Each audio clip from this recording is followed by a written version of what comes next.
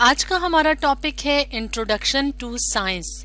तो अगर हम बात करें साइंस की कि साइंस क्या है, तो साइंस है knowledge about the natural world, यानी जिस दुनिया में हम रह रहे हैं उसके बारे में इल्म का नाम साइंस है।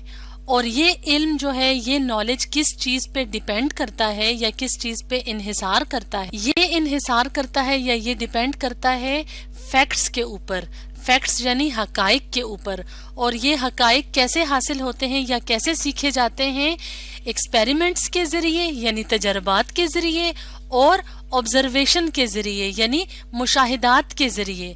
तो अगर हम बात करें नेचुरल वर्ल्ड की कि नेचुरल वर्ल्ड क्या है, तो नेचुरल वर्ल्ड क्या है, जैसे अगर हम यहाँ पे इस इमेज में देखें तो हमें दुनिया नज़र आ रही है जिसमें कि एनिमल्स भी हैं, प्लांट्स भी हैं, इसके अलावा छोटे छोटे जानदार जो हमें माइक्रोस्कोप की मदद से नज़र आते हैं वो भी हैं। तो इनके बारे में और इसके अलावा जो स्पेस है, जो खला है और जो एनर्जी है जो जानदार इस्तेमाल करते हैं, तो इन सब चीज़ों के बारे में इल्म का नाम साइंस है। तो साइंटिफिक नॉलेज जो है यानी साइंस का इल्म जो है वो हमें मुख्तलिफ स्टेप्स की मदद से मिलता है, यानी मुख्तलिफ मराहिल होते हैं जिनको तय करके एक साइंटिफिक नॉलेज मिलता है किसी भी चीज के बारे में। तो सबसे पहला स्टेप क्या होता है किसी भी चीज के बारे में नॉलेज के लिए यानी साइंटिफिक नॉलेज के लिए? तो वो होता है ऑब्जर्विंग एंड रिकॉर्डिंग, यानी किसी चीज को का मुशाहिदा करना, उसको बगौर देखना और उसके बारे में जो मालूमात हासिल होती हैं उसको रिकॉर्ड करना। फॉर एग्जाम्पल, यहाँ पे हम एक एग्जाम्पल की मदद से साइंटिफिक नॉलेज के मुख्तलिफ स्टेप्स को समझेंगे।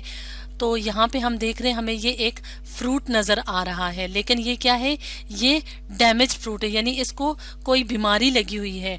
तो अगर कोई पर्सन, कोई बंदा या कोई जो साइंटिस्ट है, साइंसदान, वो इस बीमारी के मुतालिक, इस फ्रूट की इस बीमारी के मुतालिक जानना चाहता है कि इस फ्रूट को ये बीमारी किन हालात में लगती है या किस मौसम में होती है या कौन कौन से इलाके हैं जहाँ पे इस फ्रूट को इस तरह की बीमारी होती है, तो उसके बारे में सारे साइंटिफिक नॉलेज के लिए वो पर्सन या वो साइंसदान क्या करेगा? सबसे पहले उस चीज को, जैसे यहाँ पे फ्रूट दिखाया गया है, उसको ऑब्जर्व करेगा, उसका मुशाहिदा करेगा और उसके बारे में जो मालूमात होंगी तो उसका डाटा रिकॉर्ड करेगा। उसके बाद जो अगला स्टेप होता है, जो अगला मरहला होता है, वो ये होता है कि जब एक दफा एक पर्सन या साइंसदान जो है वो ऑब्जर्व कर लेता है किसी चीज के बारे में, जैसे यहाँ पे डिजीज है या और डाटा रिकॉर्ड कर लेता है, तो उसके दिमाग में मुख्तलिफ किस्म के सवालात आते हैं।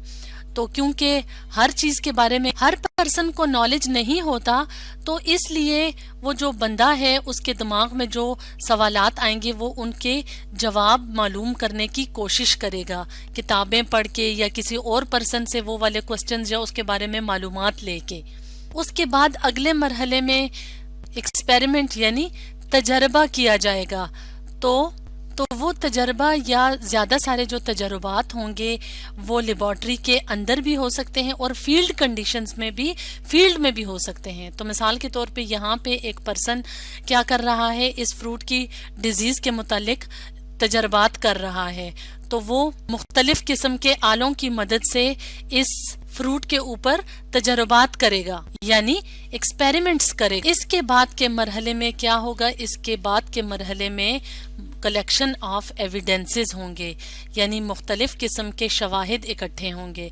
उन मुख्तलिफ किस्म के शवाहिद में क्या है? मजीद और तजर्बात भी हो सकते हैं लेबॉर्ट्री के अंदर या फील्ड के अंदर कि आया जो एक्सपेरिमेंट या तजर्बा किया है वो ठीक है या उसमें कुछ तब्दीलियां करनी चाहिए जिसकी वजह से रिजल्ट्स जो हैं, जो नताइज हैं, वो ज्यादा अच्छे आ सके। और जो जिस चीज के बारे में मालूमात है, जैसे यहाँ पे फ्रूट की डिजीज का तजर्बा किया गया है, तो उससे ये पता चलेगा मुख्तलिफ किस्म के शवाहिद इकट्ठे करके या मजीद और तजर्बात करके कि आया सारे सवालों के जवाब मिल गए हैं या नहीं मिले, या तजर्बा ठीक है या ठीक नहीं है। اس کے بعد جو آخری سٹیپ ہوتا ہے، جو آخری جو مرحلہ ہوتا ہے، تو وہ کیا ہوتا ہے؟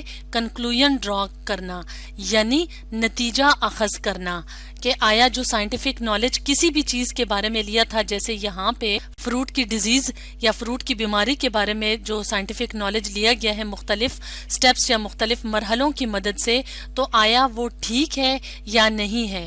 تو کنکلوژن میں پتہ چلتا ہے، یعنی نتیجے میں پتہ چلتا ہے کہ جو تجربات کیے گئے تھے اس کا نتیجہ ٹھیک تھا یا نہیں تھا۔ تو اس طرح سے سائنٹیفک نالج کی مدد سے ہمیں نیچرل ورلڈ کے بارے میں علم حاصل ہوتا ہے، اور یہ کیسے ہوتا ہے؟ مختلف تجربات اور مشاہدات کی مدد سے۔